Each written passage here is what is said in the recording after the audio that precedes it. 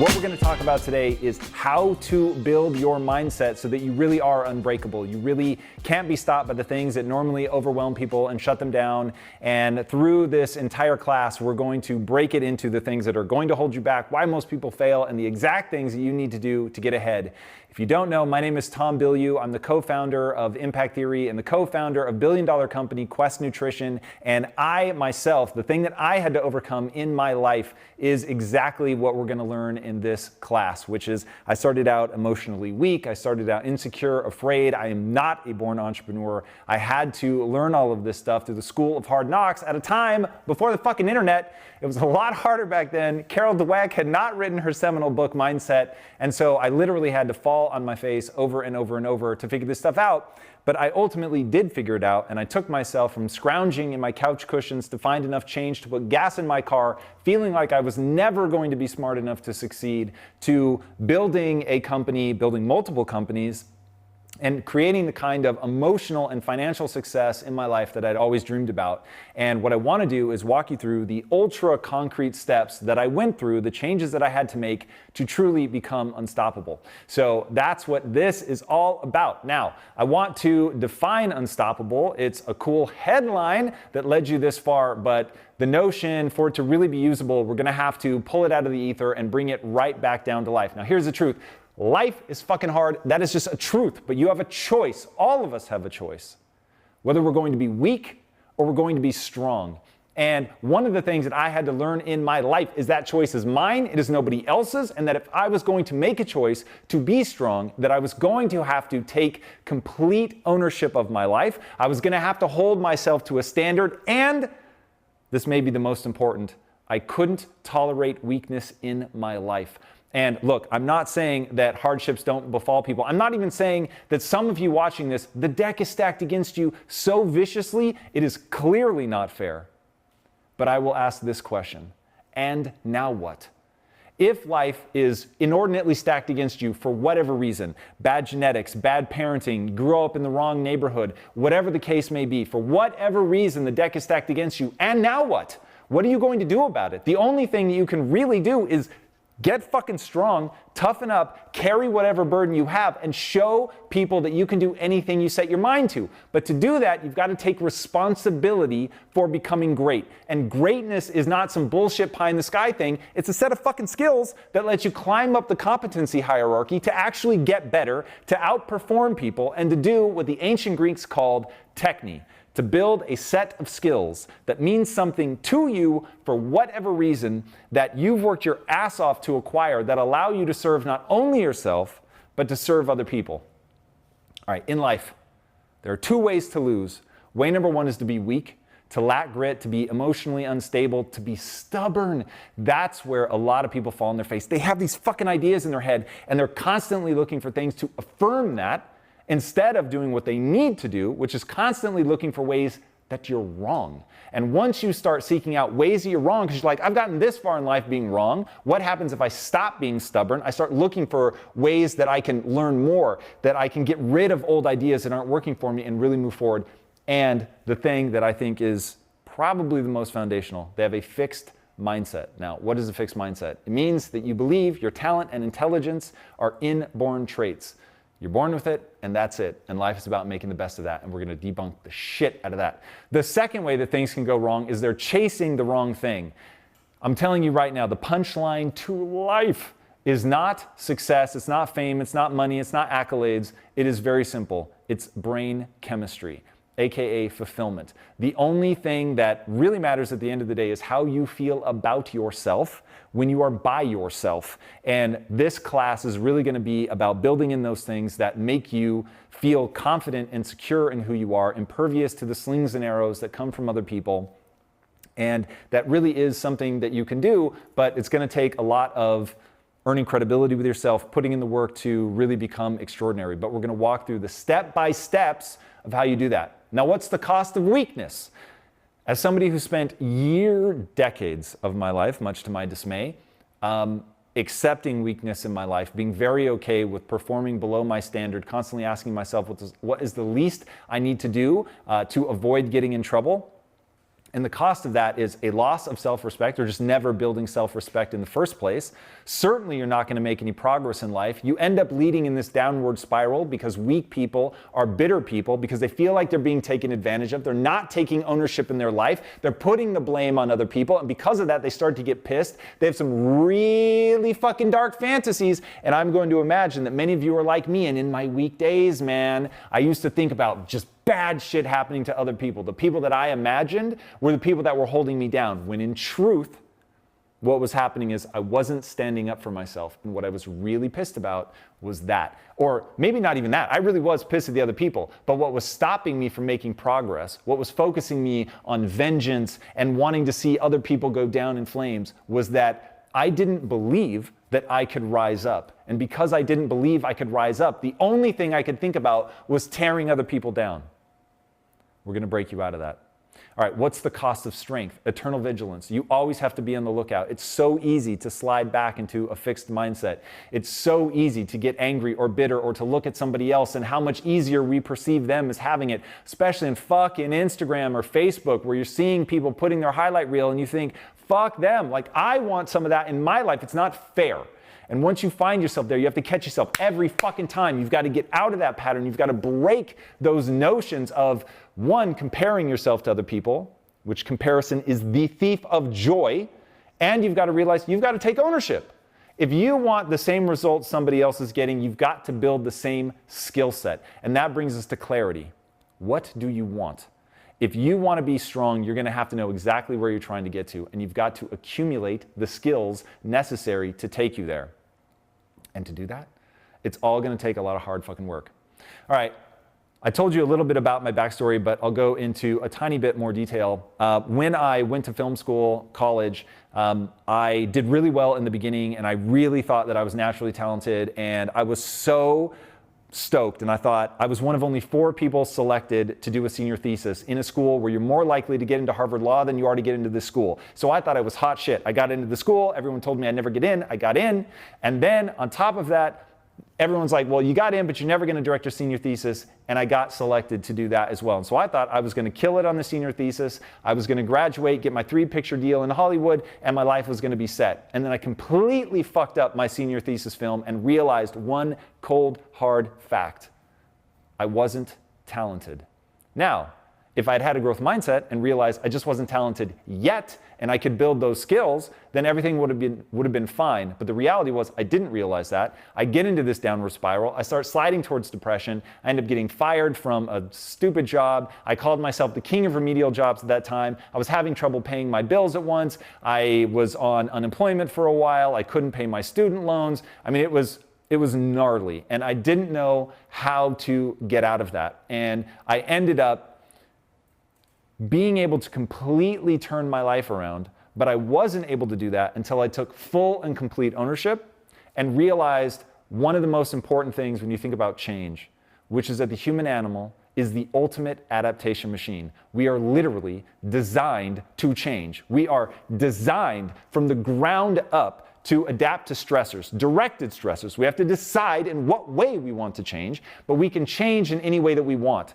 And I ended up, after going through that whole process, being somebody who was not only capable of lifting themselves up, but I ended up running a production line in a manufacturing company that I helped found that went from nothing to being number 2 on the Inc. 500 list. And on the production line, there were both Crips and Bloods, and able to help keep the peace, keep that going and running smoothly, because I had taken myself from that broken, scared, insecure kid who didn't think that he could get better to realizing that I could own myself, that I could be confident, that I could develop the skill set, both leadership skills, soft skills, hard skills, and that I could go in there and I could command that kind of respect. In fact, a better way to say it, I earned their respect by working harder than anybody else, by having a deeper set of skills, and by empowering them and lifting them up, all with the things that I'm going to be walking you through in this class. Now, the way that you earn respect with yourself and others is through fucking performance. So I'm now going to walk you through the concrete steps that you're going to get to that level of performance. Step number 1, you have to own your life. If you haven't heard of the notion of extreme ownership, I highly encourage you to read the book by the same name by Jocko Willink and Leif Babin. And the punchline of all of it is, if you're blaming other people for the state of your life, you are fucked, my friend, because you're pointing at the wrong person. You're looking in the wrong place. Why? Not because you won't be victimized. You will be victimized in your life. Unfair shit is going to happen to you. Bad breaks are going to come your way. Things that shouldn't be that difficult are that difficult. There may be systematic injustice against you. But if you don't believe to the core of your being in cause and effect, you're never going to be able to set yourself free. The whole idea behind extreme ownership is not to victim blame or to say anything harsh or negative about you. It is simply to remind you that when you take ownership, when you're not looking to deflect blame, you go into a proactive, solution-oriented mindset and you start asking, what could I have done differently to get a different result? That's it. What could I do differently that will get me a different result? Once you put yourself in that frame all the time, always and forever, over and over and over, not only do you earn people's respect because you're never looking to blame somebody else, you're always asking yourself, what did I do to end up here? How did I put myself in this situation? Even if the response from the outside world is unjust, unfair, all of that, but you're looking at it and you're not asking, oh, I want this to change, I want it to be different, woe is me, I'm a fucking victim, which is passive, which is giving up your power. You retain your power. You say, I believe in cause and effect. I can do something different and I can get a different effect. When you own that, then you are able to make progress. And the other thing that you remember is the human adaptation response is, the way I like to think of it is it's a response to adapt or die. You're putting your body and your mind under directed stress, meaning it's disciplined practice. You're really looking at what do my goals demand? Where am I trying to get to? And we're going to talk more about clarity in a minute. But where do I want to get to? What's the skill set gap that I have to cross? And then how do I actually practice those things? How do I put myself in that very specific stress environment where I'm getting to the edge of my abilities, I'm going a little bit beyond, and then I get a little bit stronger, I'm able to do a little bit more, I push myself into those areas, and it's not about just doing what you're good at. This is the thing that drives me crazy when people give that advice. It is not just about doing what you're good at. It's about figuring out what do I need to get good at in order to achieve my goal. And then going into the areas via practice where you are weak, breaking those down and saying, I'm going to need to get good at this thing, which I might not be naturally good at, but I'm going to have to practice and get good at that thing. And once you understand the mechanisms of brain plasticity and the way that your brain is trying to rewire itself to optimize for the thing that you repeat. So when you go in and you start practicing and you're pushing outside of your comfort zone, you're doing it over and over and over, your brain reorganizes itself and you can quite literally change the form and function of your brain in order to accommodate the new skill that you're trying to acquire. It's what I call the only belief that matters. The fact that as you put your time and energy into doing something, into getting good at it, that you will be rewarded, your energies and efforts will be rewarded with a new set of skills that have utility. You can deploy that utility to be able to do different shit. So the easiest way to think about it is to use the body as an analogy. I think everybody agrees if you go into a gym and you lift weights and you lift them to failure and you're pushing yourself to lift things that are a little bit heavy, they're a little bit outside your range, you can't do it 3 times, maybe you can only do it once or twice. You go the next time and you could only do it once before, but now you can do it twice, and then you can do it 3 times, and then you can do a heavier weight for once, and then that one's at 3 times, and then all of a sudden the one that you could only do once a while ago, you're now doing for 15 reps, and you get bigger and you get stronger. People get it when it comes to the body.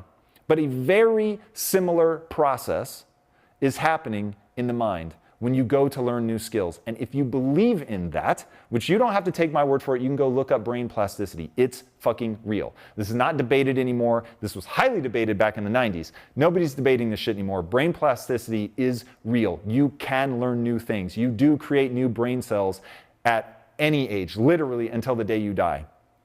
So once you understand, once you take ownership, once you start looking at skill acquisition, once you're forcing yourself into that adaptation response, you're putting directed stress on your abilities, then you're going to be able to expand your abilities. Hey everybody, Tom here. Quick question. Are you enjoying today's episode? Certainly hope so. If you are, here's the deal. Today's class is a preview of a workshop that I gave from Impact Theory University called How to Own Your Life. Over the last few months and years, I have to imagine all of us have been given a lot lot of valid reasons to stop chasing our goals and dreams and give up ownership of our future. It's a pretty weird time. But like I said at the start of this workshop, life is brutally tough and you're going to be tested over and over again. The lessons and tactics you're learning right now are going to be needed now more than ever. In this free preview here, I'm giving you the first 5 strategies to truly take ownership of your life. And if you want to get free access to the second half of this workshop, you can register to watch part 2 at ownyourlife.impacttheory.com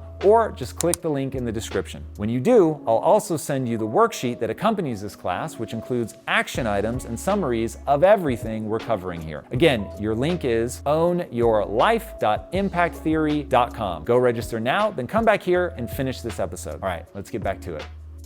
All right, step number 2, learn to create new values. This is where people fall down. This is the thing that I don't think anybody is talking about, which is that your value system is malleable. Now, the easiest way to explain this is to talk about how South Korean Airlines used to have the worst safety record in all the airlines. And there was this really cool documentary that was done called something like Fox Tango Charlie or something. It's 3 call signs anyway. I need to remember this so I can fucking just tell people what it is. But be very easy for you to find.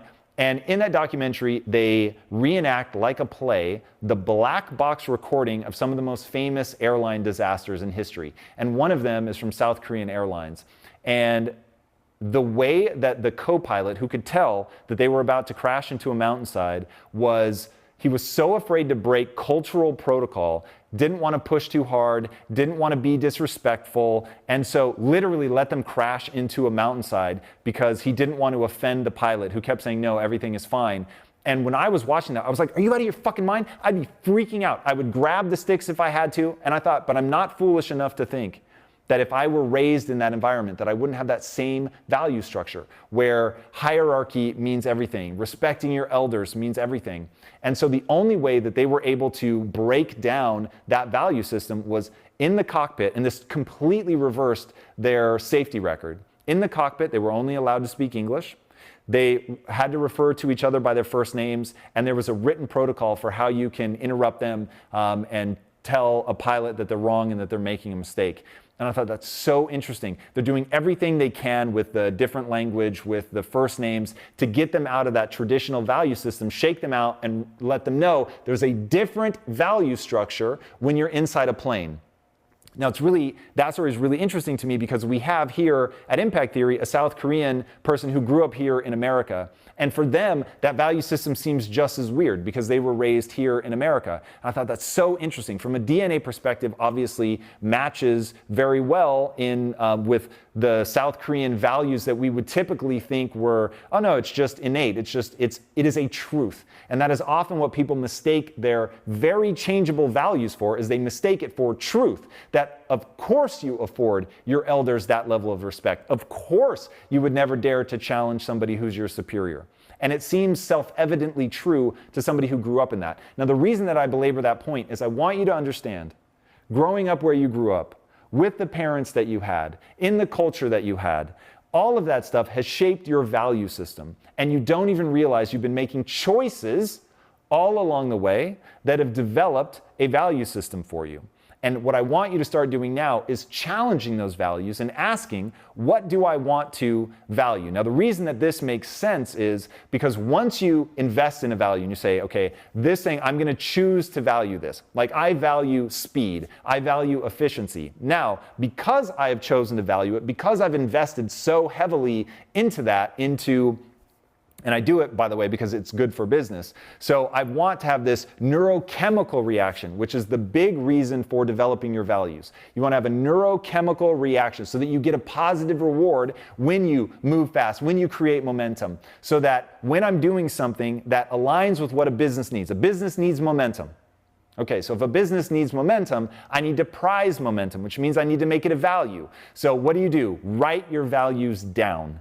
Journal about your values and why they're important. That is a really critical part of all this, so that you're reinforcing it in your own mind. And then when you're aligned with it, then you want to reward yourself, and you're going to have to get good at that, of congratulating yourself, telling people that you love. Like I always tell my wife, if I did something that I'm super excited about and that's really important to me, I'll let her know so that I'm not only writing it down, I'm getting that external reinforcement. And then that over time hardwires that neurochemical reward into you. So repetition is going to be a big part of this. But decide what your values are going to be, realize that they're malleable, and then build, which is step number 3, the ultimate value stack for becoming unstoppable. Number 1 in the value stack that you should build is self-reliance. You need to know that nobody's coming to save you, that you shouldn't want anyone to save you, that you should want to be in control of your own life. You should look at what you're trying to accomplish, recognize what the skill set is that you need to get, and then realize that no one's going to push you to do it. You have to do it. Don't wait for somebody to remind you or hold you to a standard. Hold yourself to that standard. The next is self-respect.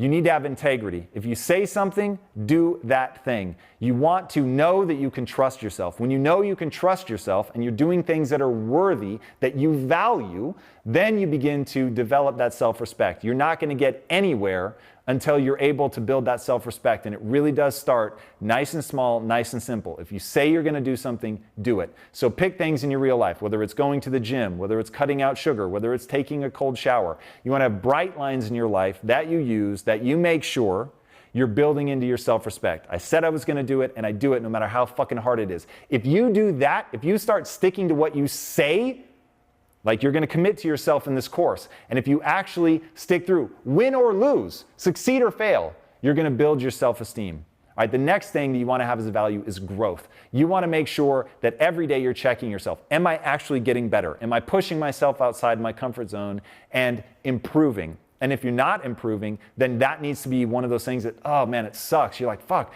I'm just stagnant. I'm not really getting anything done. That needs to bother you. A big part of this is that it's going to bother you on a body level, no matter what, because the human animal is wired to be chemically rewarded for growth. Progress is a foundational part of getting better. It's a foundational part of fulfillment. And if you want to have that level of fulfillment in your life, then you've got to be focused on growth. The next is resilience, AKA toughen the fuck up. I know a lot of people don't like to hear it like that, but I want to get your attention. You need to toughen up. You cannot tolerate weakness in yourself. That's just the fucking truth. And you've got to, when you know that you're acting weak, you've got to call yourself out. You've got to say, I don't allow that in my life. And valuing resilience is going to be one of those things that, one, it is a skill set that you can absolutely develop. And when you value that, then you're going to get stronger and stronger and be able to carry more and more weight as you go. And if you want to talk about earning people's respect, let me tell you, when you're the one that in the middle of chaos is calm, is steady, can provide leadership, all of a sudden you're going to see how that begins to advance you in any aspect of your life, from self-esteem to moving up in a company. So that is the ultimate value stack. Step 4, you're going to have to get mentally tough. So going back to resilience, now I want to detail out exactly how you build that. You're going to develop grit. If you haven't read Angela Duckworth's book, Grit, read it. She defines grit as passion and perseverance over time. So often people say that they want to do something, but then they got into it, they did it for a couple months, and then they lose interest and they stop doing that. And if you do it once or twice, fair enough, you're finding that thing that really resonates with you. But if you find you're doing it over and over and over, chances are you don't have the grit to persevere when things get hard or when they get boring. And that's, the boredom is something a lot of people don't see coming. So you want to make sure that you're able to develop your passion and persistence over time. The next thing you want to do is move towards fear. I find that fear is a very useful thing. It can keep you safe, but it can also keep you small. Fear is an indicator that there are stakes. Now, if you look at it and the stakes are life or death, don't do it. That doesn't make any sense. But if you look at it and the stakes are embarrassment, the stakes are you might fail, then that is almost certainly something that you should move towards. That's one of the ways that you begin to build that mental toughness, is when you expose yourself to fear. What the literature shows is you're not actually getting less afraid. What you're doing is getting braver. That is a big deal. You want to make sure that you're pushing yourself and you're actually getting braver as you go. The next is emotional stability. Get control of your emotions. So many people believe their emotions. Because they have an emotion, they actually allow themselves to embody it and act as if it is true. The reality is you need to learn to get control of your emotions so that you can go from that, in fact, I'll explain it a better way.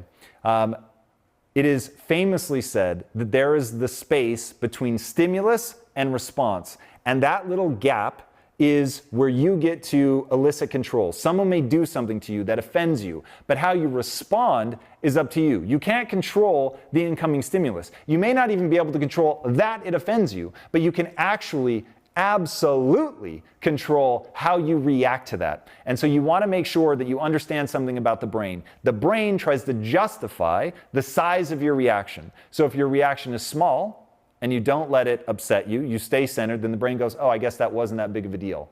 If, on the other hand, you freak the fuck out, like this is something in my real marriage, this is hilarious. My wife cannot fucking stand it. If somebody cuts in front of her in line, man, that is such an offense to her. It violates her principles, and she wants to get super pissed. And worse, she wants me to get pissed. But because I value the staying calm, equanimity, and I don't value raging out or freaking out, so I weigh. Is it really a big deal if they cut? If it is, and I'm like running late for a flight or something, then I'm gonna say, yo, motherfucker, you gotta get out. Because there's something else that's going on that makes that an important moment to me. But if it's a moment where it doesn't really matter, and I know that by having a big reaction, my mind is gonna reinforce that it's a big deal, and it's only gonna bother me more the next time, then I keep my equanimity, I stay chill, and my brain goes, oh, I guess this isn't that big of a deal. So you really want to make sure that you practice that stuff. One of the best ways to practice that, believe it or not, is a cold shower, but we'll get more into that later. All right, you want to increase your ability to deal with stress. So part of this comes down to identity. So what kind of person are you? So I use the phrase, I'm the type of person that. So I'm the type of person that stays chill in the face of stress. Now, why do I do that? Because to run a business where things are constantly going wrong, you have to be able to stay chill even in the face of stress. So I need to value that, going back to what's the value hierarchy, what are the values necessary to achieve my goals, and then I know my values are malleable, so I'm going to choose to value being chill, and the way that I'm going to reinforce that and really make it something that influences my behavior is to remind myself of what kind of person I am, to value being that kind of person, to tell other people that I'm that kind of person, and then want to be congruent with that notion. And the feeling of congruence of saying I'm a certain way, acting that way, and then actively valuing it. So when I act in alignment with that, I feel good about that because I've done the hard work of building that value into my neurology so that I have this neurological, neurochemical cascade of actual feel-good chemicals so that I really feel this sense of psychological positivity as I act in accordance with that identity. So identity's huge. Identity drives behavior. So you want to really take control of that. Make sure you're crafting an identity and telling yourself a narrative that empowers you and makes you feel good about yourself. All right, the other thing you want to do is reframe stress as a challenge. Just reframing it. In fact, this is true of anything. There's an amazing Shakespeare quote, nothing is either good or bad, but thinking makes it so. And once you reframe stress, instead of being something that's dangerous, something to be avoided, you reframe it as a challenge, something that you can learn from, then all of a sudden it becomes something that you're willing to move towards. And obviously moving towards the things that are stressful, which signal that there are stakes, right? Going back to that notion of fear, when you are moving towards the things that actually matter, that actually have stakes, those are probably the biggest areas for opportunity. So when you look at that as something that is a challenge, then you can begin to make progress. And like I said a minute ago, meditation is one of the best ways to get into this. Like if you want to get mentally tough, ironically enough, you're going to want to practice your meditation so that you can practice rapidly de-escalating your emotions, rapidly de-excitating your nervous system, going from the sympathetic nervous system, which is fight or flight, to the parasympathetic nervous system, which is rest and digest. All right, you guys are going to have to get super comfortable being uncomfortable. Whether that means that you want to go run a marathon or ask somebody for their phone number, whatever your uncomfortable is, you want to be able to live in that space and be chill about it. And this is another area that cold showers are amazing because cold showers suck and they're going to send you into fight or flight immediately, everything in your body is going to be screaming for you to get the fuck out of that cold water. It's actually going to feel like it's life or death, but it's not. And so you can stand in there in the cold water, relax yourself, calm down, and realize, okay, nothing bad is happening. And when you push that and extend the time, you get better and better with dealing with discomfort. Now, depending on what your goal is, this may be incredibly valuable. If you have any notion of developing leadership in your life, if you have any idea of wanting to take on more responsibility because you want to do more with your life or you want to make more money, getting comfortable in those areas of discomfort is going to be absolutely critical. Even telling the truth can be completely uncomfortable because you're upsetting somebody else or it's a very hard truth. And so getting comfortable there is very critical. All right, for me, one of the things I struggled with was standing up for myself. I was always worried about hurting other people's feelings. I was always worried of potential confrontation. And so getting comfortable in that friction, sitting there until we actually find a solution instead of wanting to make everything okay as fast as possible, that was really, really critical. All right, you need to get up every time you fail. This is one of those things that you can practice. Look, there's no way to guarantee that you're not going to fail, but you can certainly practice getting up every time you fail. And the way to do that is to develop a growth mindset. So we described or defined a fixed mindset earlier. A fixed mindset is when you believe your talent and intelligence are fixed traits. A growth mindset is when you believe your talent and intelligence are malleable traits, that you can actually change them, you can improve them, you can get better over time, smarter over time, more competent over time. And to do that, you just need to reframe the failure as a learning experience. So that's one of the big ones. People that can really fail without losing their enthusiasm. In fact, it's a Churchill quote. He says, "Success is going from failure to failure to failure without a loss of enthusiasm." So reframe that failure as a learning experience, because failure is truly the most information-rich data stream there is. All right, step 5, you've got to push yourself physically. If you want to get tough, you've got to test yourself. And there's no better or more reliable way to test yourself than to push yourself physically. You've got to stop asking how little you can get away with and start asking one of the most powerful questions in the universe, which is how much can you bear? Adaptation only happens when you get way outside of your comfort zone, when you get to fatigue, when you get to absolutely not being able to lift another rep. That's when your body shifts over into adapt or die mode and you begin to actually make progress. If you haven't read David Goggins' book, Can't Hurt Me, he talks about how to callous your mind through physical activity, how to do some really hard shit and hold yourself accountable so that you're actually asking yourself, I said I was going to do this. Did I do it or not? Am I doing hard things physically? Am I challenging myself? And because the mind and body live in this reciprocal loop, if you're not optimizing one, you're never going to be able to fully optimize the other. So I wish personally that I could just treat myself like a brain floating in a jar somewhere. That would be ideal for me. But I know that I cannot cognitively optimize. I know that I will never reach my maximum mental toughness unless I'm testing myself, putting my body through the paces, making sure that physically I'm in a good place. And every day that passes, science is showing another way that the mind and body are connected, and that if one is in ill health, the other is going to be in ill health. So you've got to make sure that as a way to really toughen up as a total ecosystem, that you're getting your body and your mind together. And I love Goggins' notion of the accountability mirror, of looking yourself dead in the fucking eye at the end of every day or at the beginning of the day and evaluating your past performance and what you're going to do in the future. I think it is extraordinarily helpful to be honest with yourself, be very direct, not as a way to beat yourself up, and I know a lot of people get stuck there. It's not what I'm talking about. I'm talking about being honest with yourself about what you're doing, about how you've performed, about whether or not you're being weak in something.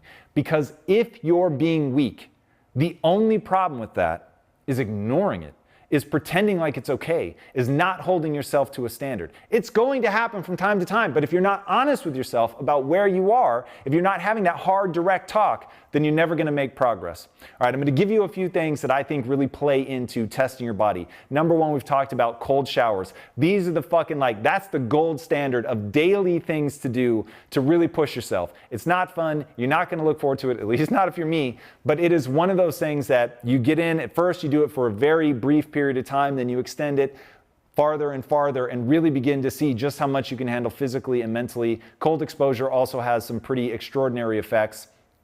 And another one is getting your diet right. I think that a lot of times people are pretty lax on their diet, has a big impact on you mentally. I think you're gonna have a very hard time becoming unstoppable if your body's weak, if you're wildly overweight, if you're out of shape. Like, these are things that really matter. I think they matter psychologically, and I think they matter physically. So getting your diet on track is super important. It's beyond the scope of this to talk about what a good diet looks like. I've talked about it. We have a whole show called Health Theory. It's all free. You can go check it out. And then fasting. I think fasting is an awesome gut check mentally. You're going to find out real fast what you're capable of in terms of the fortitude of sticking with that. So it's a great physical test to put yourself through to see where you're at. All right, I want to issue a challenge to you guys. One, I want you to take ownership of your life. I want you to say what you're going after. I want you to write it down. I want you to write down your values. Then, I want you to live by them and do the accountability mirror and see if you're actually doing it. And I want you to immediately begin interrupting the victim mentality. So when you have that, woe is me, it's not my fault, it was so-and-so, they did it to me, I want you to stop that immediately. Remind yourself that you own your life. Remind yourself of cause and effect. Remind yourself that you are in control. You could make a different decision and you could get a different outcome, because you can't control the world. You can't control other people. You can only control yourself. And between that stimulus and that response is your ability to make a different choice. All right, if you're reframing your failures in your life, seeing them as lessons, you've got a real opportunity to progress. If you create a compelling future for yourself and write it down, know where you want to be, know who you want to be, know the skill set that stands between you and that by really contemplating it, writing it down, being very specific. That will be incredibly powerful. Just make sure it's something that actually excites you.